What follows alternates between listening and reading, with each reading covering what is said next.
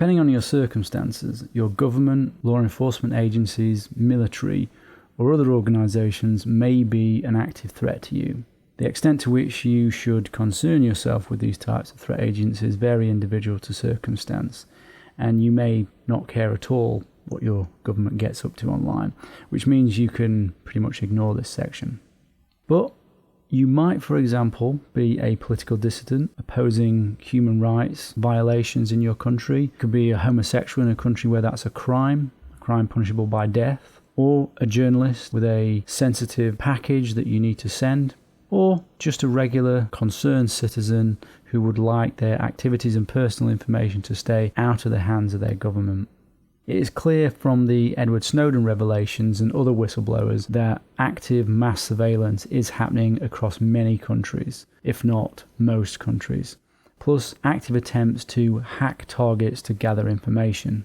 An agreement does exist between the United Kingdom, United States, Australia, Canada and New Zealand to cooperatively collect, analyse and share intelligence. This agreement is referred to as the UK-USA Agreement.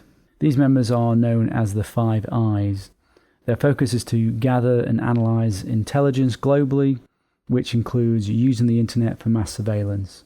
To avoid breaking domestic laws by spying on their own citizens, members instead monitor each other's citizens and share that intelligence with each other.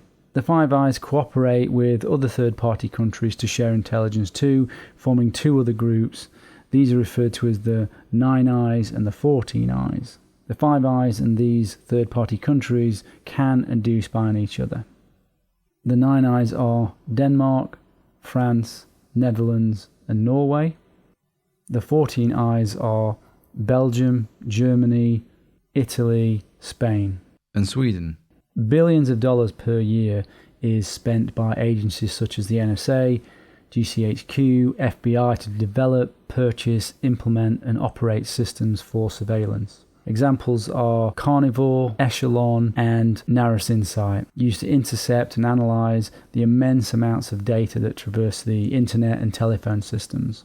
To give you some concrete examples of how this could include you, governments can listen in on your cell, satellite and mobile phones, use voice recognition to scan mobile networks, read your emails and text messages, censor web pages, track a citizen's movement using GPS or their mobile phone or the mobile network, and can even change email content while it's en route to you.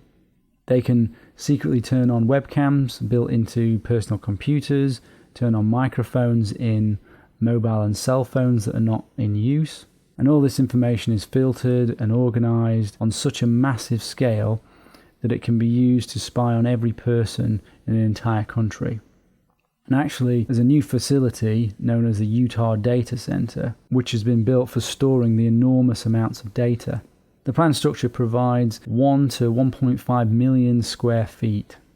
It's projected to cost somewhere between $1.5 and $2 billion. The completed facility is expected to require 65 megawatts of electricity, costing about $40 million per year. An article by Forbes estimated the storage capacity as being between 3 and 12 exabytes. And a popular expression claims that all words ever spoken by human beings could be stored in approximately 5 exabytes of data.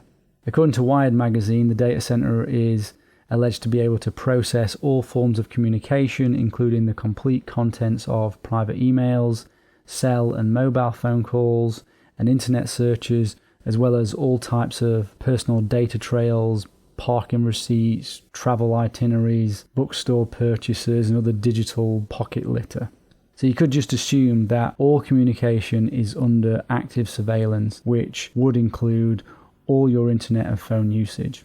So some questions you might ask yourself in order to consider if you want to secure yourself from this.